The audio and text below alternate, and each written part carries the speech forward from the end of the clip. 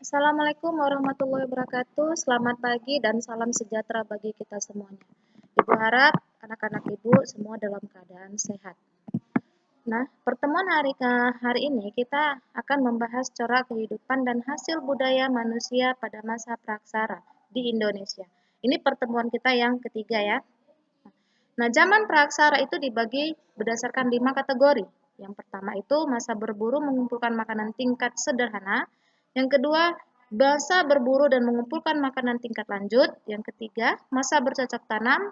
Empat, masa bercocok tanam tingkat lanjut. Dan yang kelima, itu masa perundagian. Maka kita bahas satu persatu. Kita masuk ke masa berburu mengumpulkan makanan tingkat sederhana atau juga yang dikenal dengan budaya Paleolitikum.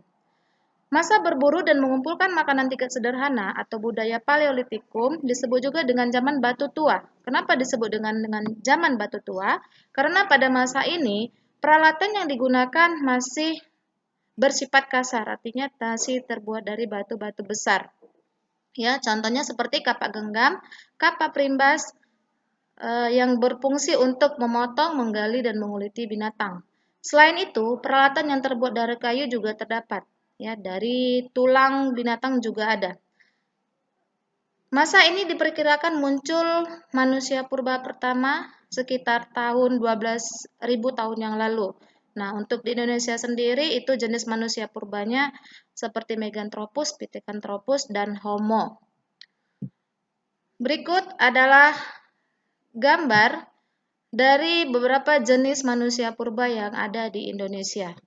Pertama ada Meganthropus paleojapanicus, kemudian ada Pithecanthropus erectus, ada Pithecanthropus saloensis, kemudian ada Homo.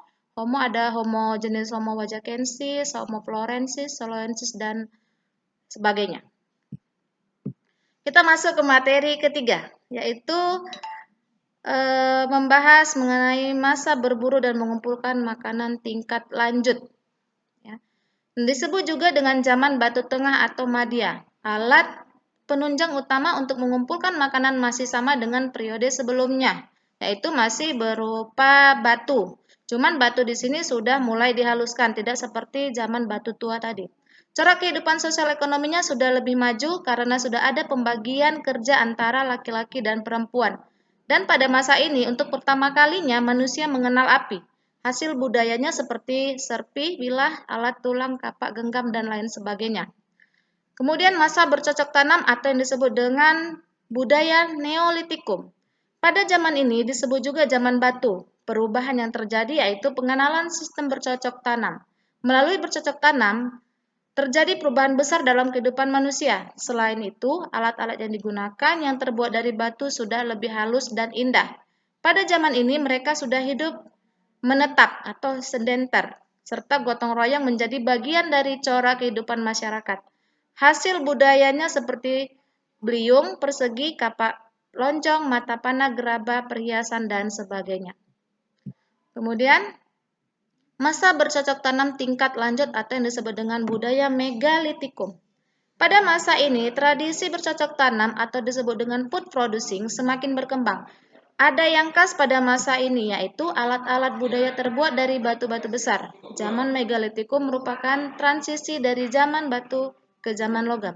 Budaya-budaya Megalitikum seperti menhir, dolmen, pundan berunda-unda, arca batu, kubur, dan lain sebagainya. Kelima, zaman perundagian atau disebut dengan zaman logam. Masa ini disebut juga dengan zaman logam karena pada masa ini manusia sudah mampu membuat alat-alat dari logam. Hal ini mencerminkan bahwa kebudayaan manusia terus berkembang. Pada zaman ini manusia sudah lebih terampil dalam berkarya seperti membuat alat-alat dari gerabah, perhiasan, logam, rumah kayu, dan lain sebagainya. Nah, demikianlah materi kita kali ini untuk pertemuan ketiga. Silakan banyak membaca buku-buku sejarah.